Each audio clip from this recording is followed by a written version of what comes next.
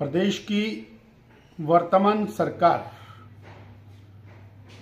लगातार ऐसे कृत्य कर रही है जिससे हिमाचल प्रदेश देश भर में बदनामी के कगार पर खड़ा हो गया है।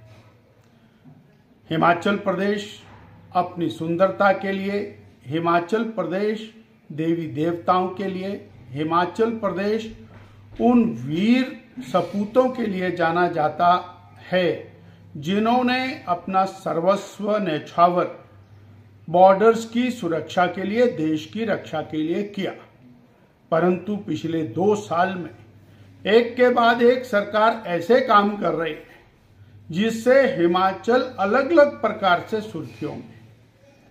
आजकल हिमाचल प्रदेश इस बात के लिए सुर्खियों में है कि दिसंबर के महीने में लोग सिर के ऊपर बोतलें रखकर, कपड़े उतारकर और नग्न अवस्था में नृत्य करते हुए दिखाई देते हैं।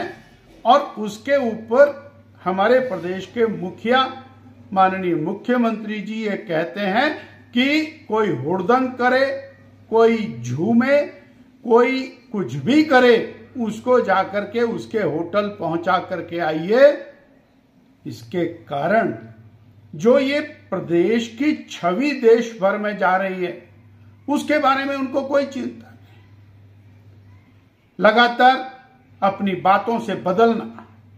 2022 में कहा कि 300 यूनिट बिजली फ्री देंगे, एक ने नहीं कहा, चिल्ला चिल्ला करके कहा, गली गली में कहा, मोहल्ले मोहल्ले में कहा, मुख्यमंत्री जी ने कहा, उप मुख्यमंत्री जी ने कहा, इनके बाकी प्रदेशों से आए कांग्रेस के नेताओं ने कहा और इतनी जोर जोर से कहा कि 125 यूनिट दिए बीजेपी ने, ये तो तुम्हारे साथ मजाक किया है, हम तो 300 यूनिट बिजली फ्री के देंगे। आज वो और केवल जनता का ध्यान भटकाने के लिए, जनता को बरगलाने के लिए बड़ी और नखून कटा करके शहीद होते हुए दिखाई देते हैं। बोले मैंने अपनी बिजली की सब्सिडी छोड़ दी है। अरे 100 रुपए की सब्सिडी छोड़ करके आप हिमाचल प्रदेश के 22 लाख उपभोक्ताओं को, उनको और किस प्रकार से व्यवहार कर रहे हैं। 300 यूनिट बिजली फ्री देने का आपने वायदा किया, 2 साल हो गए, 2 साल से लोग इंतजार कर रहे हैं। चाहे वो किसानों के साथ आपने अन्याय किया हो, बहनों के साथ अन्याय किया हो, बेरोजगारों की तो मौकरी बना करके रख दिया आपने। 1 लाख रोजगार सरकारी नौकरी आप पहली कैबिनेट में देने वाले थे, आज तक एक भी आदमी को नौकरी नहीं मिली। आए दिन आपने व्यवस्था परिवर्तन के नाम पर व्यवस्था तबाह करके रख दी है और उसके बाद जनता का ध्यान भटकाने के लिए कुछ छोटी छोटी चीजें घुमाते रहते हैं और उसके कारण जनता का, मीडिया का ध्यान भटकता है।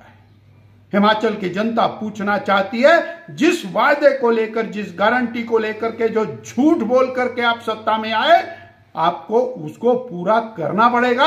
यदि आप नहीं कर रहे हैं तो आपका सत्ता में रहने का कोई अधिकार नहीं है।